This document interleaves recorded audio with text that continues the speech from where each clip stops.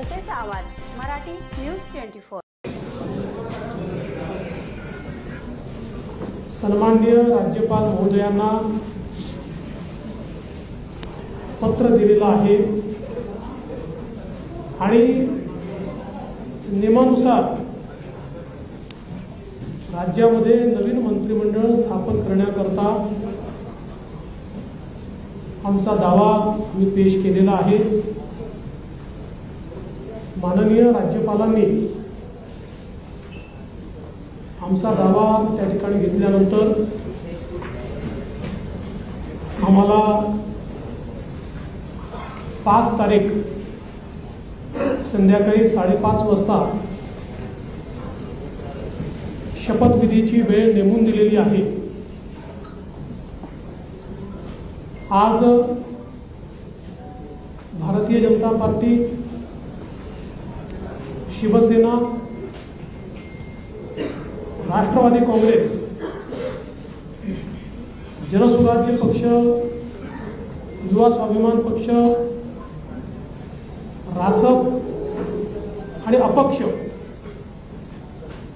अशी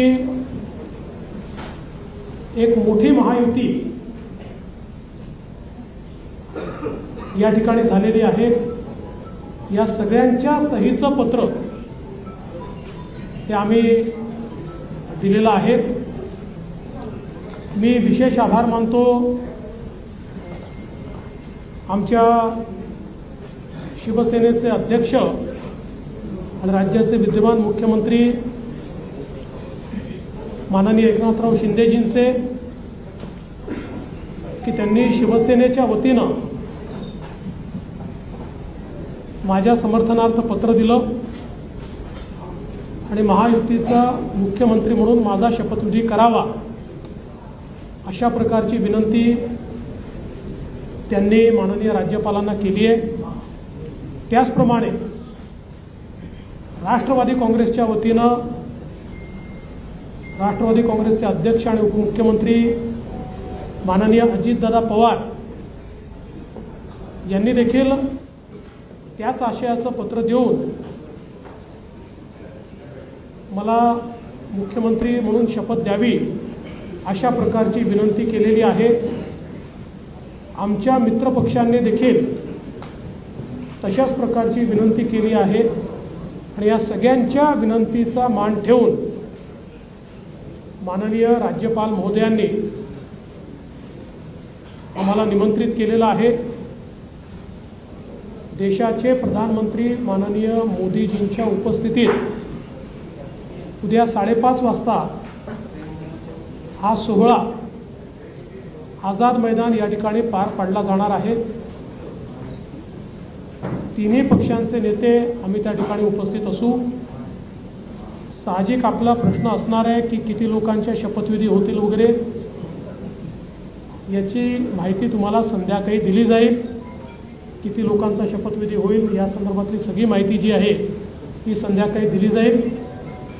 सगळे निर्णय आम्ही एकत्रितपणे यापूर्वीही घेतले आहेत आणि यापुढे देखील आम्ही एकत्रितपणे निर्णय घेणार आहोत।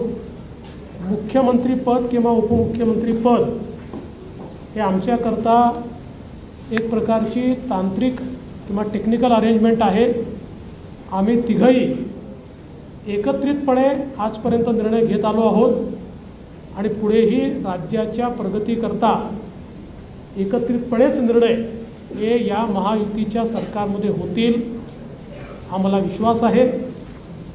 मी स्वतः काल माननीय मुख्यमंत्री एकनाथराव शिंदेजी यांना भेटून त्यांना विनंती केली की शिवसेनेच्या वतीनं त्यांनी मंत्रिमंडळात राहावं आणि मी त्यांना हे देखील सांगितलं की शिवसेनेच्या आमदारांची आणि महायुतीच्या सगळ्या आमदारांची देखील या ठिकाणी ही इच्छा आहे।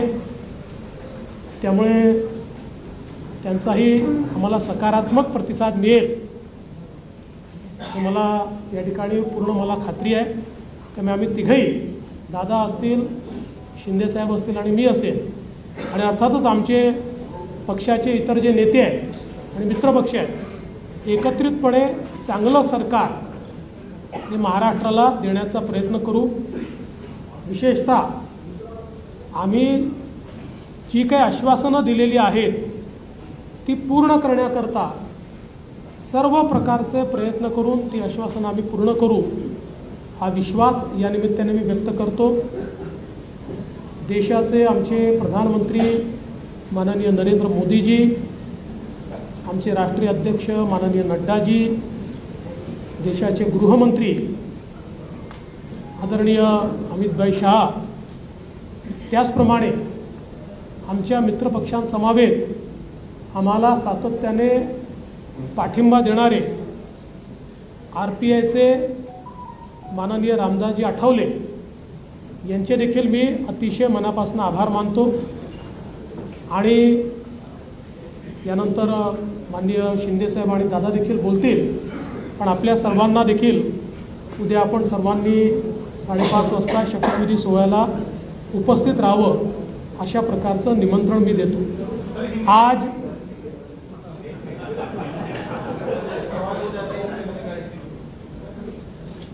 आज माननीय राज्यपाल जी से हमने भेंट ली है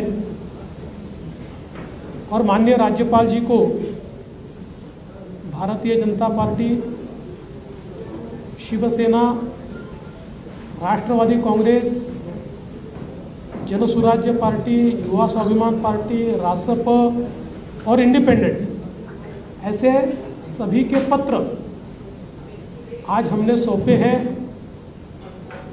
मैं आभार व्यक्त करना चाहता हूं आदरणीय मुख्यमंत्री एकनाथ शिंदे जी का। एकनाथराव शिंदे जी ने शिवसेना के अध्यक्ष के तौर पर और शिवसेना के लेजिस्लेचर पार्टी के प्रमुख के तौर पर महाराष्ट्र के मुख्यमंत्री पद के लिए मेरे नाम की सिफारिश का पत्र दिया है। साथ साथ राष्ट्रवादी कांग्रेस पार्टी के अध्यक्ष और लेजिस्लेचर पार्टी के नेता माननीय अजीत दादा पवार जी ने भी उसी प्रकार का पत्र दिया है। श्री विनय कोरे जी, रवि राणा जी, श्री गुट्टे जी और हमारे इंडिपेंडेंट्स जो हमारे साथ है, सभी ने इसी आशय का पत्र माननीय राज्यपाल जी को सौंपा है। और इन सभी पत्रों को देखते हुए माननीय राज्यपाल जी ने हमें आमंत्रित किया है सरकार बनाने के लिए। नई सरकार का शपथ विधि ये 5 तारीख को शाम को 5:30 बजे विश्व गौरव भारत के प्रधानमंत्री माननीय नरेंद्र मोदी जी की उपस्थिति में संपन्न होगा। मुंबई के आज़ाद मैदान पर ये संपन्न होगा और इस शपथ विधि में तीनों पार्टी के नेता वहां पर रहेंगे। उसके बाद और किसका शपथ विधि होगा इसका फैसला हम शाम तक करेंगे। हमारी बैठकें हैं, उसके बाद हम शाम तक करेंगे। जैसा ही फैसला होगा वैसे आपको इत्तला दी जाएगी। कल मैं स्वयं माननीय हमारे मुख्यमंत्री एकनाथ शिंदे जी के पास गया था और एकनाथ राव जी को मैंने ये निवेदन किया था कि हम सभी की इच्छा है कि इस सरकार में वे स्वयं हमारे साथ रहे। शिवसेना के भी विधायकों की इच्छा है और महायुति के भी विधायकों की इच्छा है और मुझे पूर्ण विश्वास है कि वो हमारे साथ रहेंगे। और पिछले 2.5 सालों में शिंदे जी के साथ माननीय अजीत दादा और मैं, हम तीनों ने मिलकर साथ में मिलकर सारे निर्णय किए हैं।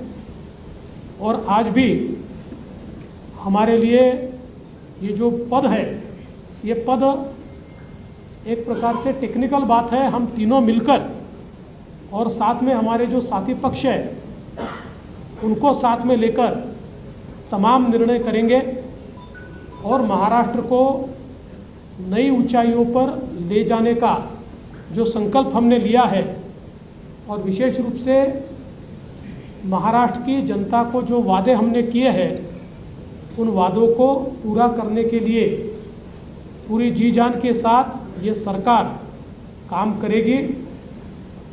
मैं आज के इस मौके पर हमारे देश के प्रधानमंत्री आदरणीय नरेंद्र मोदी जी का बहुत बहुत आभार व्यक्त करता हूं कि उन्होंने मेरे जैसे एक कार्यकर्ता को लगातार नेतृत्व करने का अवसर दिया। साथ साथ हमारे राष्ट्रीय अध्यक्ष जगत प्रकाश नड्डा जी और हमारे गृह मंत्री अमित भाई शाह जी का भी मैं आभार व्यक्त करता हूं। हमारे साथ कंधे से कंधा मिलाकर महाराष्ट्र में जो हमारा साथ निभाते रहे हैं ऐसे केंद्रीय मंत्री माननीय रामदास जी आठवले, इनका भी मैं आभार व्यक्त करता हूं। हमारी पार्टी के शीर्ष के नेता राजनाथ सिंह जी, नितिन गडकरी जी, तमाम शीर्षस्थ नेतृत्व का मैं आभार व्यक्त करता हूं। और हम सब लोग मिलकर महाराष्ट्र को एक अच्छी सरकार देंगे,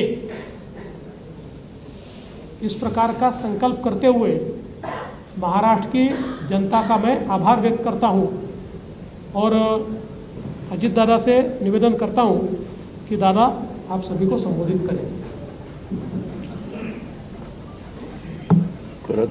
खरं तर देवेंद्रजींनी सर्व सांगितलेलंच आहे। खुलासा करू इच्छितो की मी माझ्या वेगळ्या कामाच्या करता दिल्लीला गेलो होतो, मी कुणाला भेटायला गेलो नव्हतो। तुम्ही मस्त चॅनलवाल्यांनी दादाला आज भेट नाकारली, उद्या भेट नाकारली। मी भेटायलाच गेलो नव्हतो तर भेट नाकारायचा प्रश्न येतो कुठं? मी गेलेलो होतो, या सगळ्यांनी माझी पत्नी सुनेत्रा पवारांना राज्यसभेवर सभासद केलेलं आहे। त्यांना 11 जनपद तो बंगला अलॉट झालेला आहे। मला कुठलाही जरी गव्हर्नमेंटचं घर असू द्यात, आमचं स्वतःचं घर असू द्यात, मला नीटनेटकं लागतं हे आपल्याला सगळ्यांना माहिती आहे। आणि म्हणून मी तिथं आर्किटेक्टला घेऊन काय नियमामध्ये गोष्टी करता येतात ते एक गोष्ट होती। आणि प्रफुल्लभाई आणि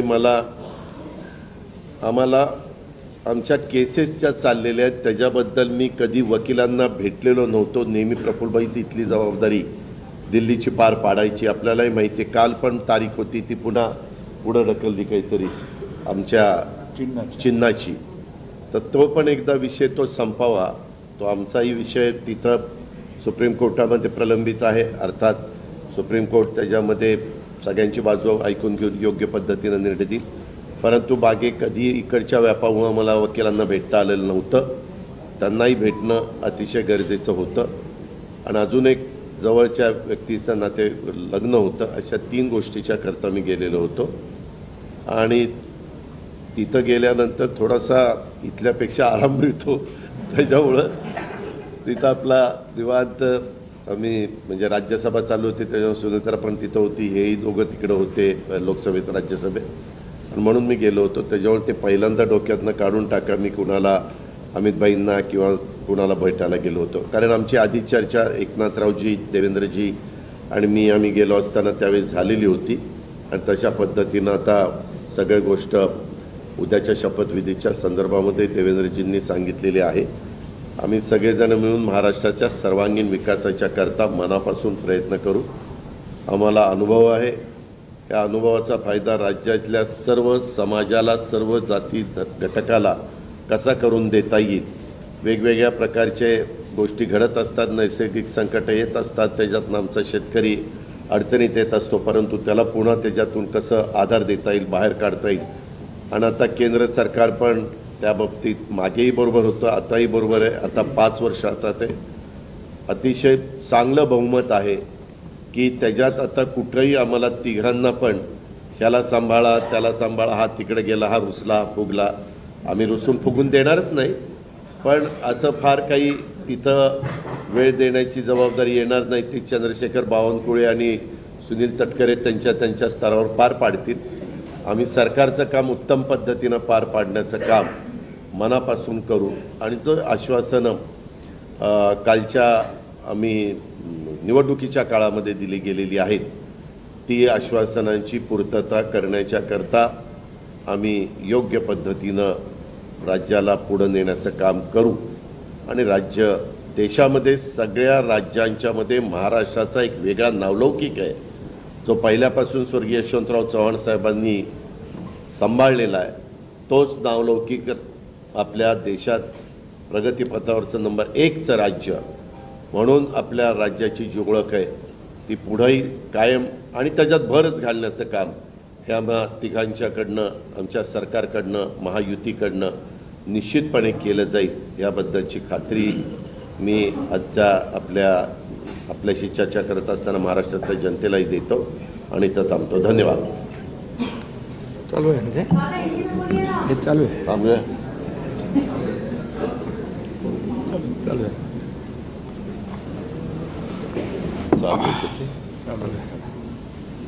सर्व पत्रकार मित्रांचं स्वागत. आवाज येतोय का? हे घेऊ नाही येतोय. हा घेऊ का? हां ठीक आहे. दुसरा बरोबर.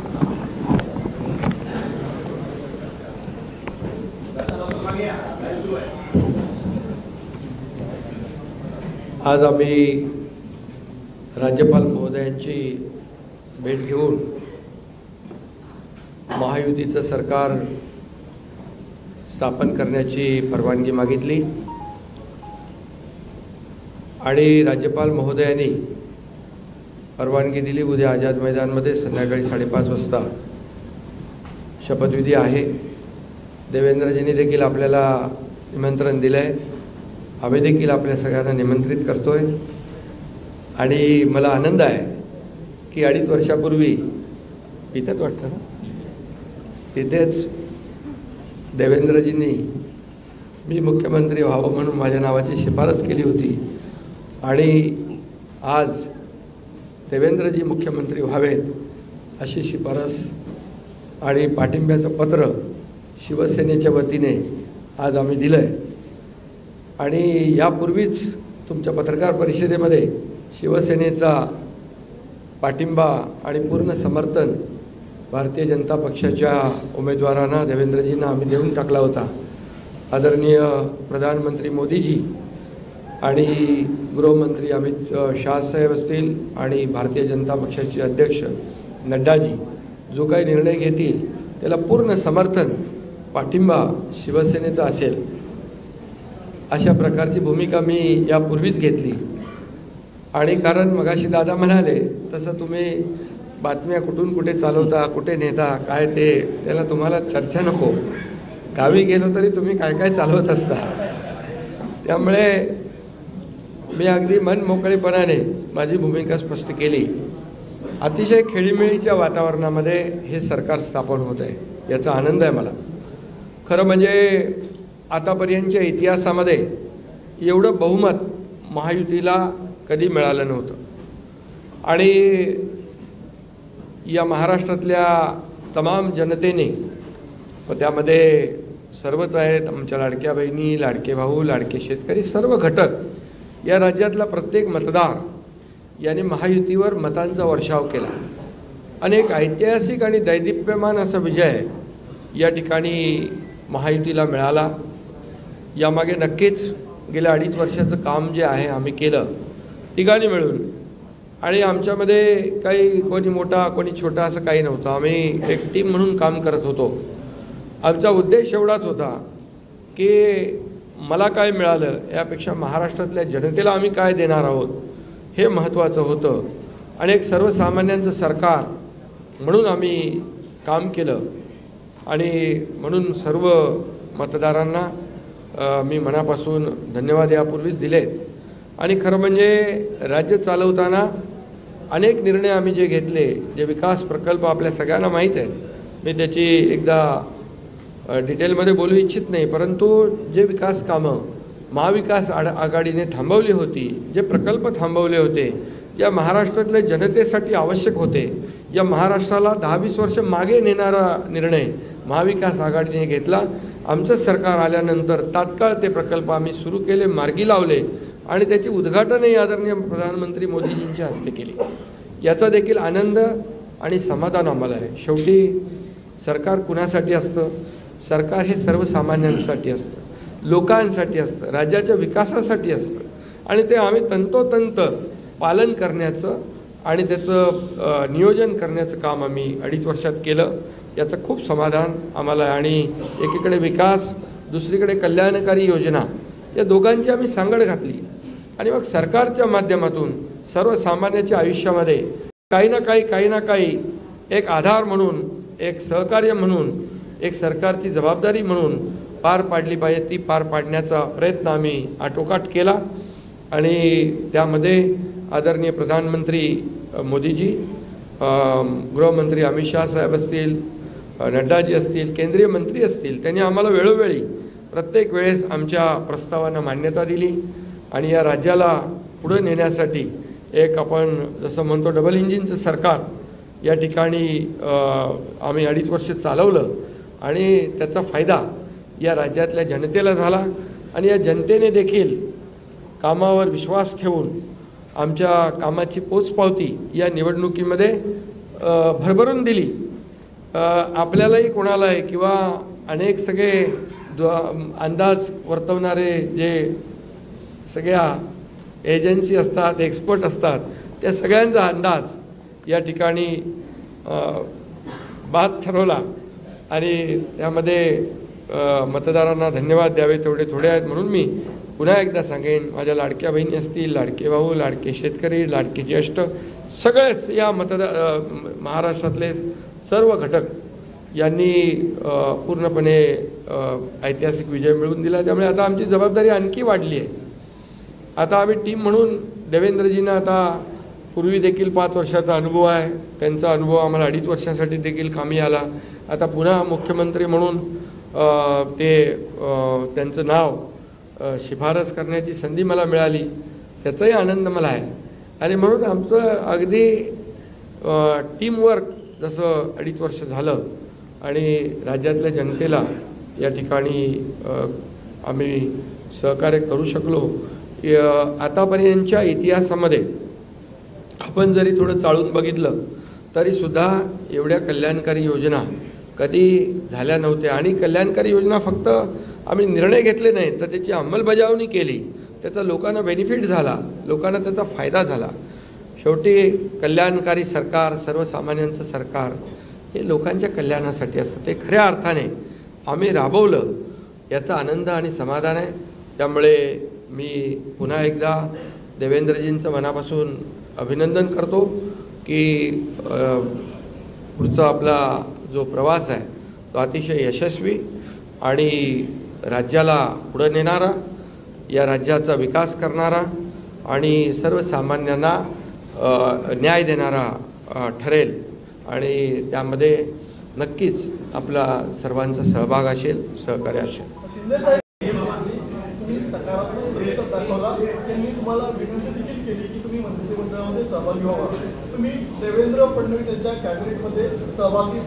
अरे बाबा, ते सांगितलं ना संध्याकाळी, आम्ही सांगतो तुम्हाला, संध्याकाळी सांगतो. मला ते एकदमच पाहिजे.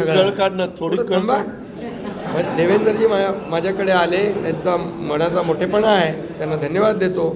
आमच्या सर्व महायुतीच्या आमदारांचा देखील जो काही आग्रह आहे सगळ्यांना मी धन्यवाद देतो, सगळ्यांचा आदर करतो. त्यामुळे तुम्हाला सांगू ना,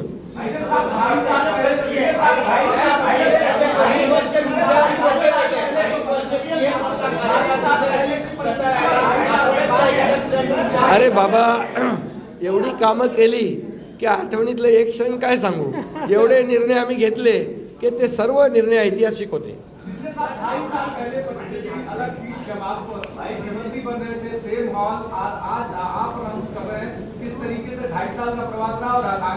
बहुत खुशी है मुझे कि 2.5 साल में हमारी सरकार ने, महायुति सरकार ने और हम तीनों ने और हमारी टीम ने जो काम किया है वो उल्लेखनीय है. उसके इतिहास में उसका सुनहरे अक्षरों में लिखा जाएगा. इतने बड़े निर्णय लिए, इसकी हमें खुशी है. तब्येत चांगली आहे. म्हणजे आवाज थोडा, अरे आता तब्येत होते चांगली ना, आता लगेच कसं जोरात बोलू.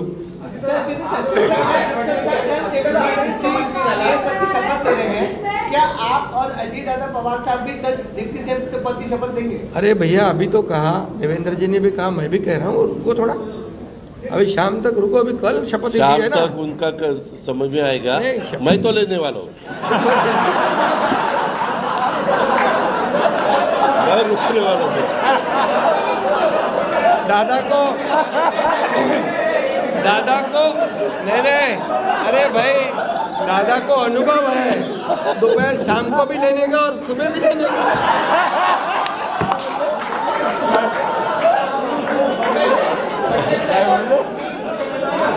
परंतु ऐका, पूर्वी आम्ही सकाळी दोघांनी घेतली होती, तो हे राहून गेलेलो होता. आता पुढं 5 वर्ष आता ठेवणार आहे.